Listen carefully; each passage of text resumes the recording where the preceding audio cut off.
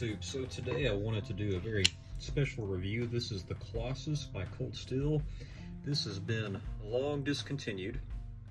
This was made with XHP, and I really like this knife. I've had this one particular one for a few years now, and I like it so much that I actually got me one that's brand new in the box, and that's how much I enjoy it. So I'm going to kind of keep this one as a safe queen.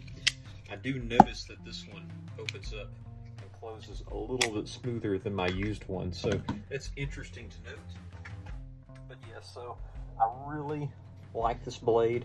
It's made by Andrew Demko and Mike Wallace. Mike Wallace is the primary designer for this blade, but Andrew Demko obviously had a heavy influence with it being a folder and the triad lock. But yeah, this was produced by Cold Steel, I believe, around 2016 to 2018, and it was discontinued, and it wasn't a really popular knife back in the day.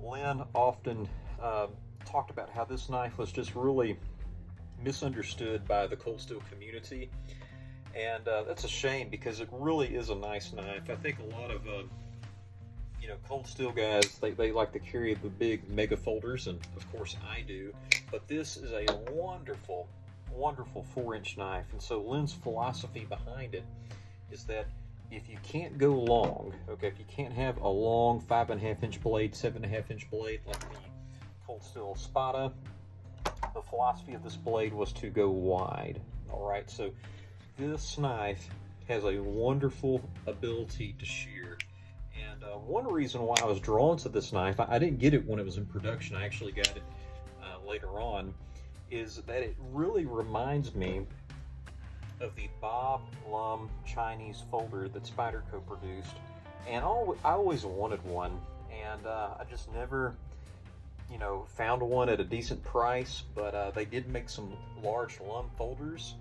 But think about this: you have the opening plate, which is kind of like Emerson invented the wave feature, but Demko, he made a really good improvement on it. You have a super steel rather than a VG10. You have a bigger blade than the Spyderco large Lums, and this handle is absolutely amazing. So, in my opinion, even though this is Mike Wallace's design, this particular design is like a Bob Lum Chinese folder on steroids, and I actually like it a lot more. And so this is a very useful knife. Very decent blade shape. It can pierce well. It obviously shears well, and it's very good to doing a like kitchen-like task. I know it would be a really good skinner. I know from the Minitech series they had the beaver tail blade shape, and this is kind of like that beaver tail blade shape. It's a large leaf blade shape. Very useful. So often for people who really like the Colossus, they compare the Colossus to the Formax or the Formax Scout. And so I wanted to do that real quick. So let's go ahead and get the weight on these. So something to notice is that this Colossus is going to be very thin in the handle, while the Formax is going to be much beefier with a liner. So this doesn't have any liner, so that's going to reflect when we do our weight test. So let's go ahead and see the weight real quick. And we're coming in at 6.8 ounces, so almost 7 ounces. So not light, but not extremely heavy. So 6.8 ounces. Formax, a little bit over 10 ounces. And the Formax Scout, exactly 10 ounces. So let's open these up again. So the Formax was designed to be the knife that is going to have the most amount of cutting potential and strength at 4 inches. Alright, and so the Formax Scout is the more budget-friendly, cheaper steel version of the Formax. And this Mike Wallace design, although it is very strong, it has cutting ability at the forefront rather than strength. And so let's go ahead and look at the measurements of the blade. Alright, so that's going to be just at 4 inches. All right, and let's take a look at the Formax. All right, maybe slightly over 4 inches, and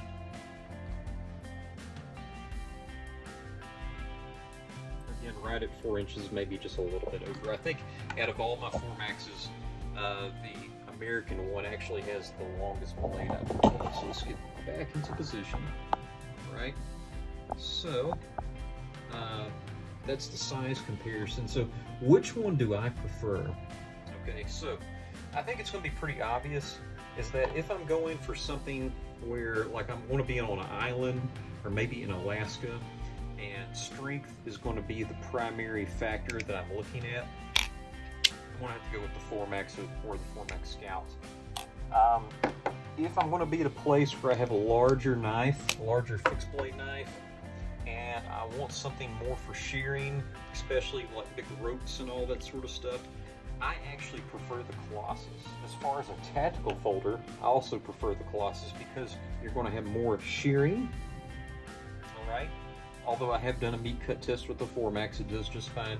But also this grip is absolutely wonderful for choking back and getting more reach. It also, you can choke up and get a lot of control. Very good kitchen knife. I like to use it in the kitchen cutting up sausage and other things, but you can get a lot of control with this Colossus. Again, we need to look at the width of the blade because that's really what the Colossus is famous for. So it's not 2 inches, but it's well over 1.5 inches wide. Actually, I've compared this off screen to my Espada XL, and the Espada, its blade is a wider blade, although they're very, very similar. All right, you can see the hump of the Espada. Actually, it's pretty hard to see. See the hump of the Espada right up top? So the Espada is just a hair bit wider than the Colossus, which is absolutely amazing when you're talking about the size of this blade compared to that blade. So this blade is absolutely a shearing blade. Some other mentions when it comes to this knife, some other good comparisons is going to be the Spyderco Police. Again, it's a little bit over 4 inches, but it also has a full flat grind. This is a full flat grind as well. It's going to be fatter. It's going to have a thicker spine, more stability, more rigid for piercing. Now, this pierces just fine too, but it does have some flex to it. Not as strong. So why would you want the Police over the Colossus? So this is the only downside of the Colossus, is that it's so wide in the pocket. All right, so imagine carrying that in your pocket. I don't have a problem with it, but some people would. I'm used to carrying mega folders, so in your pocket, this is the size of one of Cold Steel's mega folders. This is the holdout. So again, a nice full flat grind, 6-inch blade, 4-inch blade with a much fatter beaver tail leaf-shaped blade. All right, so that sums up one more comparison. So here is the Black Talon. It's going to be a little bit over a 4-inch blade, okay, or maybe about the same. All right, this is one of my favorite 4-inch tactical knives. But the problem with this knife, although it's very good with the slash, it can pierce, but when you pierce in and you get to that hump, and if you don't angle, it's going to kind of stop and catch itself, and it's just not the best piercer. It's much better of a slasher than it is using as a piercing knife. Awesome 4-inch folder for self-defense. This one is going to be a bit more versatile with a pierce, and it's going to shear well. So just as a pure slasher, I'll go with the Black Talon. But if you're looking for more versatility and something that's a bit more useful overall, I would go with the Colossus. That pretty much sums up the Colossus. Thank you for watching, and if you have any other questions about it, please just leave in the comments, and don't forget to like and subscribe. Thank you for watching.